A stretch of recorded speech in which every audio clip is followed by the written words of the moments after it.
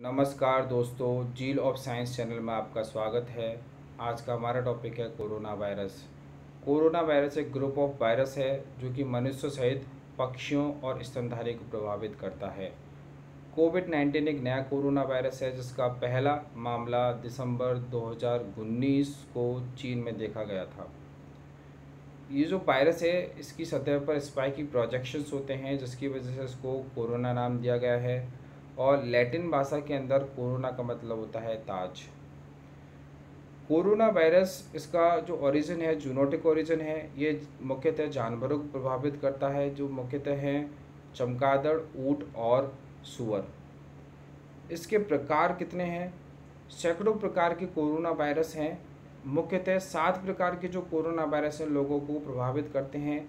इनमें से 4 आम हैं जिसमें फर्स्ट है 229E alpha corona virus, second है NL63 alpha corona virus, third है OC43 beta corona virus and fourth है HKU first beta corona virus.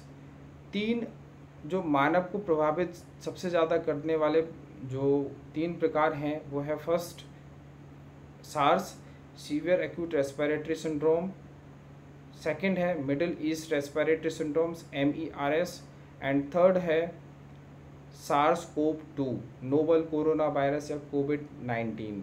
ये 7 प्रकार के कोरोना वायरस जो हैं ये मुख्यतः अपर रेस्पिरेटरी ट्रैक्ट इन्फेक्शंस करते हैं जिनके लक्षण मुख्यतः सामान्य सर्दी और फ्लू लाइक होते हैं। जिनका फर्स्ट है नाक का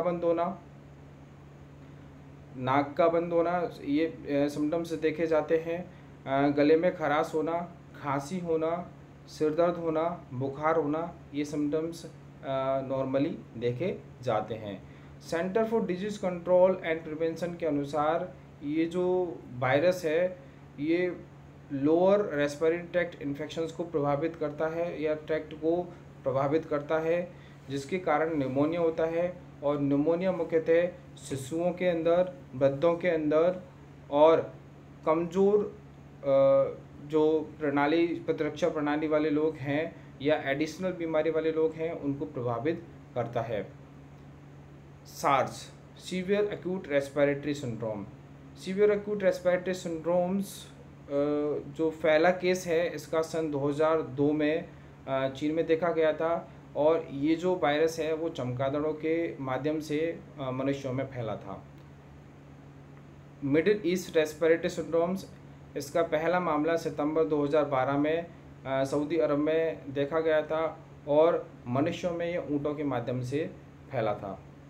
SARS-CoV-2 कोविड-19 का पहला मामला 31 दिसंबर 2019 को चीन के एक क्षेत्र वुहान के अंदर देखा गया था जिसका ओरिजिन देखा गया था कि ये जो केस है निमोनिया के केस बहुत ज़्यादा अज्ञात कारणों की वजह से देखे जा रहे थे।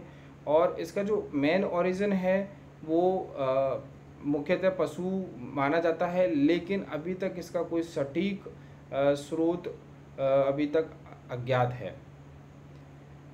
कुछ ही महीनों के अंदर कोविड-19 से व्यक्ति के माध्यम से फैलने के जरिए से ये कई देशों में, कई सैकड़ों देशों में ये फैल गया। ये बहुत ही खतरनाक वायरस है क्योंकि ये व्यक्तियों से व्यक्तियों में बहुत ही आसानी से फैलता है जिसके अंदर लक्षण प्रदर्शित होते हों या नहीं होते हों। सामान्यतः इसके लक्षण क्या हो सकते हैं?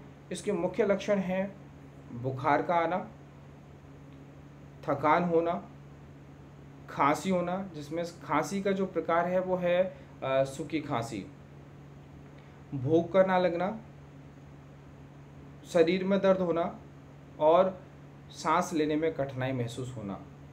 बहुत ही कम रेयर चांसेस के अंदर बहुत ही कम जो सिम्टम्स हैं या लक्षण हैं वो देखे जाते हैं।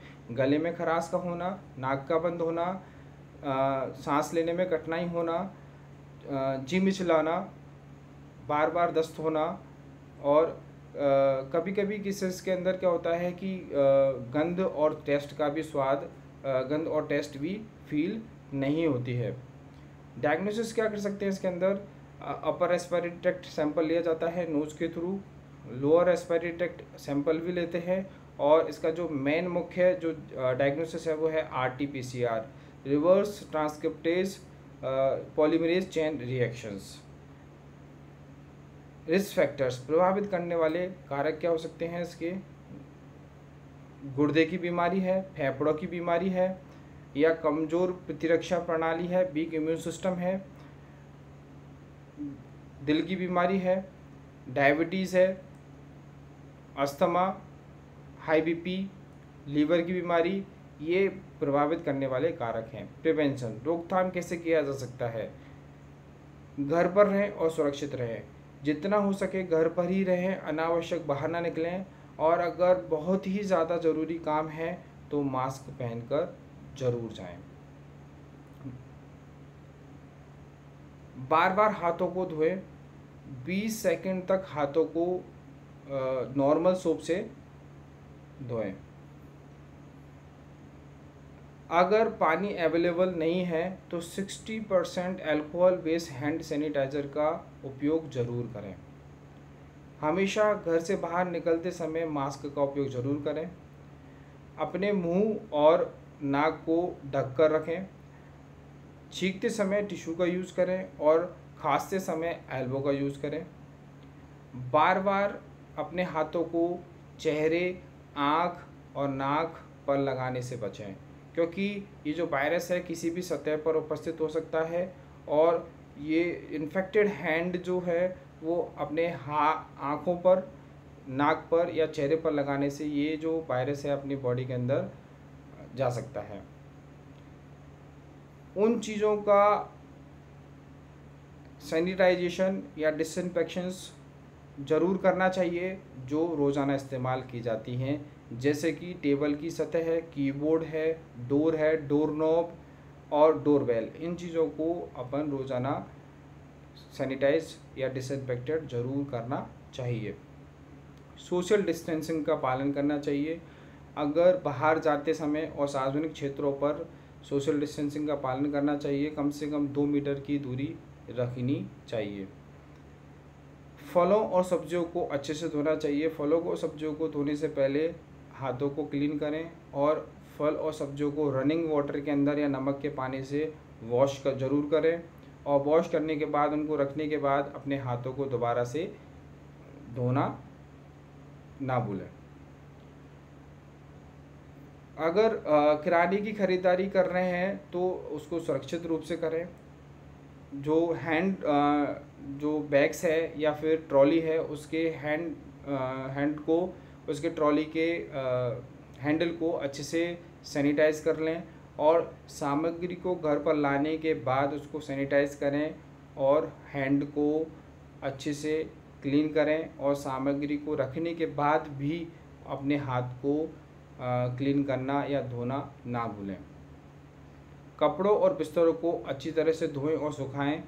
कपड़ों और बिस्तरों को नॉर्मल पानी से धोएं, और नॉर्मल डिटर्जेंट से या नॉर्मल साबुन से अच्छे से धोएं, और ज़्यादा गर्म पानी का इस्तेमाल ना करें। अगर सिम्टम्स आपके ज़्यादा बढ़ रहे हैं या सांस लेने में दिक्कत ज़्यादा हो रही है तो डॉक्टर से संपर्क करें, और 108 नंबर पर ज़रूर कॉल करें। कोविड-19 के बारे में नियमित रूप से जानकारी रखें। मल्टीमीडिया के थ्रू या टेलीविज़न के थ्रू कोविड-19 के बारे में जानकारी रखें, और सरकार द्वारा दिए गए निर्देशों का पालन जरूर करें। ट्रीटमेंट उपचार, there is currently no available या नो नोन वैक्सीन आर और medical treatment are available, because ये जो वायरस है वो नया वायरस है, इसलिए अभी इसकी जो रिसर्च प्रोसेस चल रही है, इसकी जो वैक्सीन्स के लिए रिसर्च प्रोसेस चल रही है, तो इसका जो ट्रीटमेंट है बेसिकली ये सिम्टोमेटिक ट्रीटमेंट दिया जाता है। सिम्टोमेटिक ट्रीटमेंट के अंदर फर्स्ट है एंटी मलेरिया ट्रीटमेंट है, एंटी मलेरिया थेरेपी है जिसमें हाइड्रोक्लोरोक्विन है, और ART है, एंटी रिट्रोवायरल थेरेपी है।